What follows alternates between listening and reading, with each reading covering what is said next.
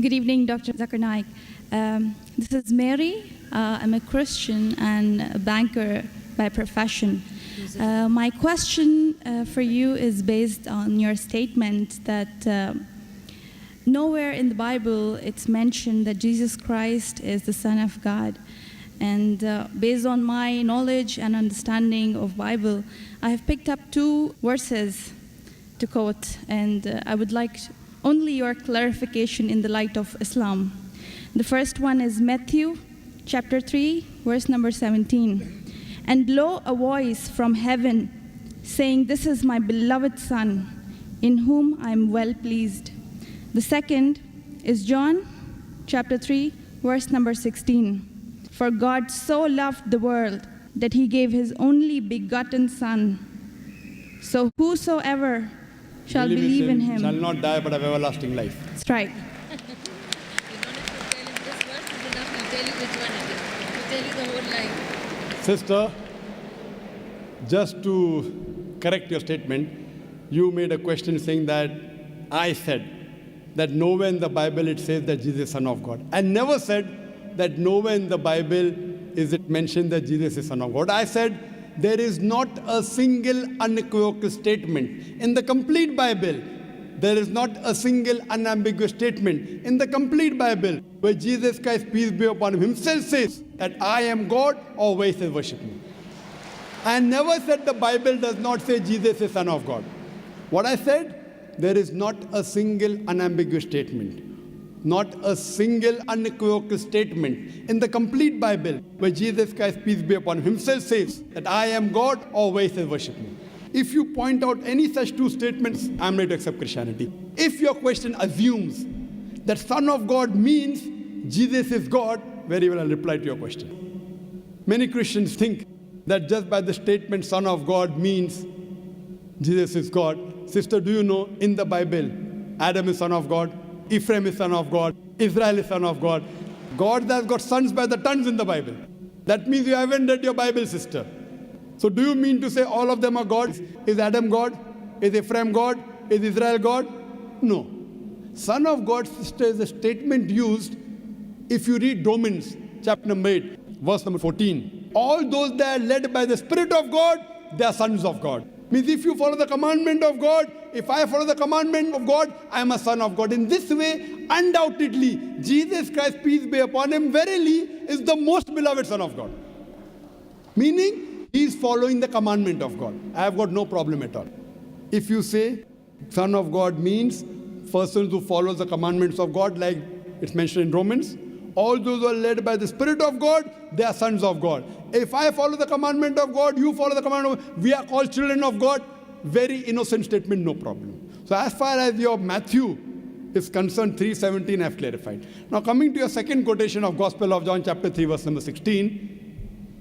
But what the Christian missionaries say, no, Brother Zakir, Jesus Christ, peace be upon him, is not a normal son. He is the begotten Son of God. And they quote Gospel of John, chapter number 3, verse number 16. For God so loved the world that he gave his only begotten Son. Whosoever believeth in him shall not die, but have everlasting life.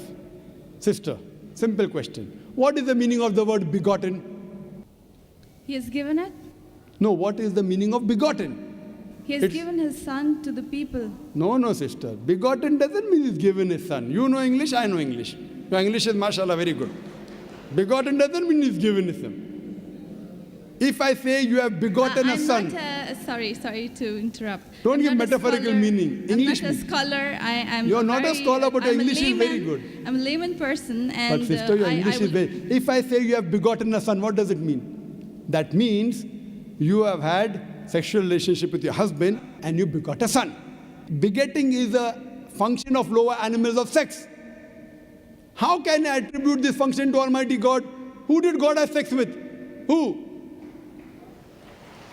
That's the reason the scholars of Christianity, if you read the Revised Standard Edition, Revised Standard Version of the Bible, revised by 32 scholars, Christian scholars of the highest eminence, backed by 50 different corporate denominations, they say this word begotten in Gospel of John, chapter number 3, verse number 16, is an interpolation, is a fabrication, is a concoction, and they're thrown out of the Bible. So if you read the Bible, If you read the Revised Standard Version, it is the bestseller in the world. Revised Standard Version, revised by not Muslims, not Hindus, 32 Christian scholars of the highest eminence, backed by 50 different corporate denominations. They say this word begotten is not present in the original manuscript of Gospel of John chapter 3 verse 16. What they say, it's an interpolation, it's a fabrication, it's a concoction, it's an adulteration. So Jesus is just like a son. Like Adam was son of God, Ephraim was son of God, Israel was son of God. He's a prophet of God. So I've got no problem in accepting that verily Jesus Christ, peace be upon him, was a prophet and a messenger of God, but he was not God. Hope that answers the question, sister. So now, sister. Thank you very much, Dr. Sister, Zakir. can we reverse the role now? Yes, I definitely. said I was ready to accept Christianity if you proved Jesus was God. Would you accept Islam now?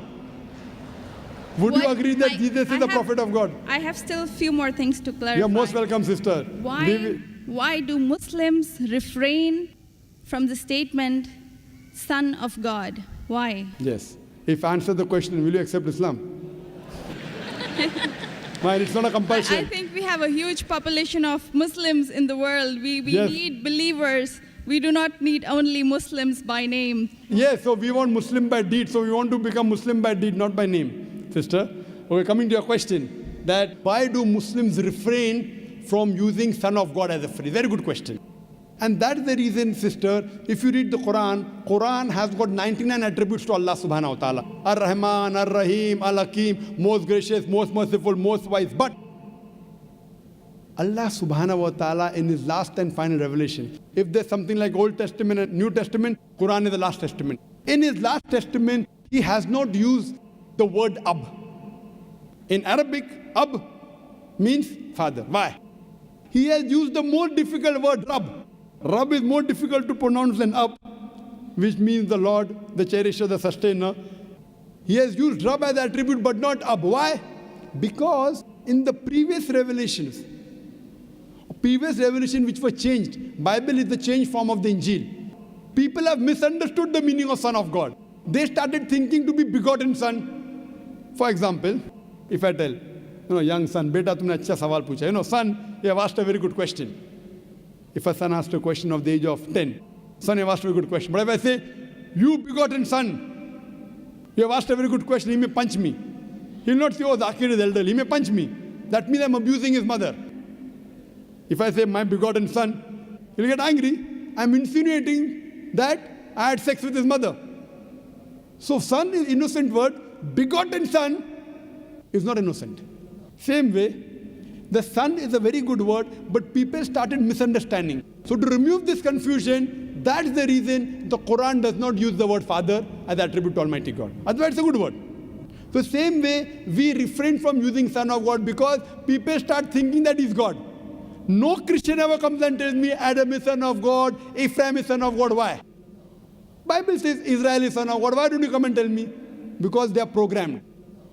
No Christian has come and told me that the Bible says Ephraim is son of God. No, why? Because they are programmed to believe that Jesus Christ is Almighty God. He never said he's Almighty God. And I told you earlier, in my earlier answer, he never claimed divinity. That means you're insulting Almighty God. That means you're insulting Jesus Christ, peace be upon him. That's what I say. If Christian means a person who follows the teachings of Jesus Christ, peace be upon him, we Muslims are more Christian than the Christians themselves. You know why? Because if you read the Bible, Jesus Christ, peace be upon him, it's mentioned in the Gospel of John, he was circumcised on the 8th day. We Muslims are circumcised, Christians are circumcised. Jesus Christ, peace be upon him, said that you have to follow each and every law of the Bible, each and every commandment. Gospel of Matthew chapter 5 verse number 17 to 20. If you break one law or jittle from the commandment, you shall not enter the kingdom of heaven. If you go to the Old Testament, clearly says in the book of Leviticus, chapter number 11 verse number 7 to 8, in the book of Deuteronomy chapter number 14 verse number 8, in the book of Isaiah chapter 65 verse number 2 to 5, that you shall not have pork. Muslims don't have pork, but Christians have pork. So if Christian means a person who follows the teachings of Jesus Christ, peace be upon him, we Muslims are more Christian than the Christians themselves. The Bible says in the book of Ephesians chapter number 5 verse number 18 that thou shalt not have wine. It's mentioned in the book of Proverbs chapter number 20 verse number 1. Wine is a mocker. You should not have wine. Muslims don't have alcohol, but the Christians have alcohol. Further, if you analyze, there are various references I can give you.